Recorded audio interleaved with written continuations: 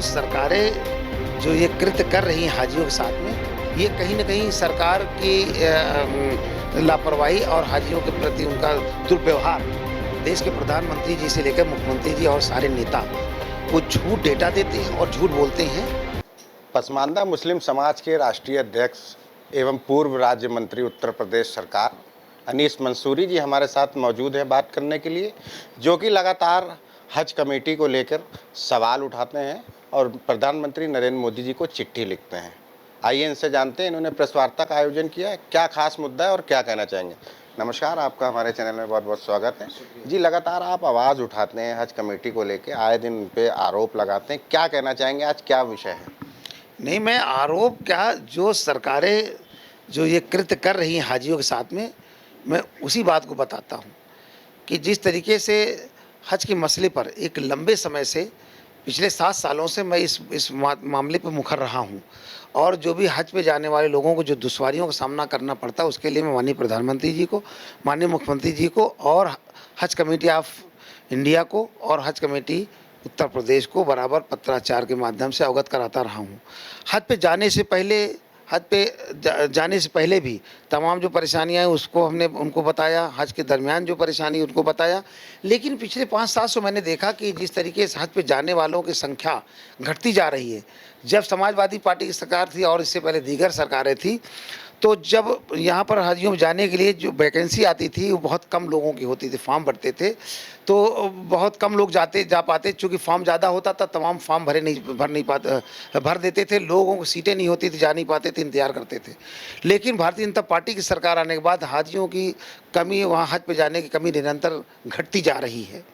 ये कहीं न कहीं सरकार की लापरवाही और हाजियों के प्रति उनका दुर्व्यवहार, इस वजह से हाजियों की संख्या घटती जा रही। तो साफ बात ये करना था आपसे कि अभी इस बार का जो हज पे का जत्था रवाना हुआ, हमेशा ये परंपरा रही है देश के अंदर कि जब भी ट्रेन हो, बस हो, जहाज जो भी रवाना किया शुभ काम होते हैं, उसमें हरी झंडी दे करके रवाना किया जाता है।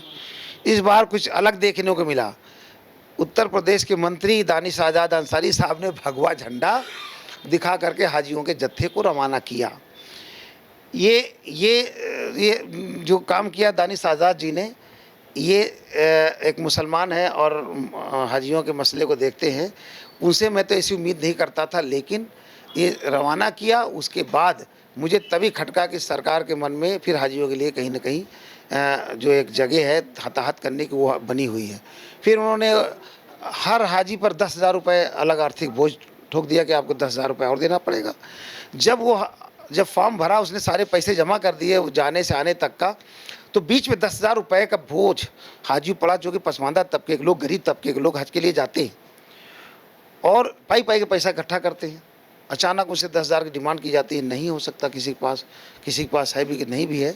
ऐसे में हाजियों को परेशान करना ये अच्छी बात नहीं है। और दानिश आज़ाद अंसारी जो अल्पसंख्यक मसले के मंत्री हैं, वो सरकार में गूंगे बहरे की तरह बैठ करके ये तमाशा देखते हैं। उसका कहना है कि कहीं ना कहीं हम मुसलमानों के हमदर्द हैं और मुसलमानों की बात सरकार में रखते हैं, चाहे वो सत्र हो, चाहे विधानसभा हो, चाहे कहीं भी हो, प्रधानमंत्री जी तक मुसलमानों की बात पहुंचाते हैं, ऐसा दानिश अंसारी मंत्री जी का कहना है। इसको आप किस तरीके से देखिए, भारतीय जनता पार्टी झूठों की पार्टी है।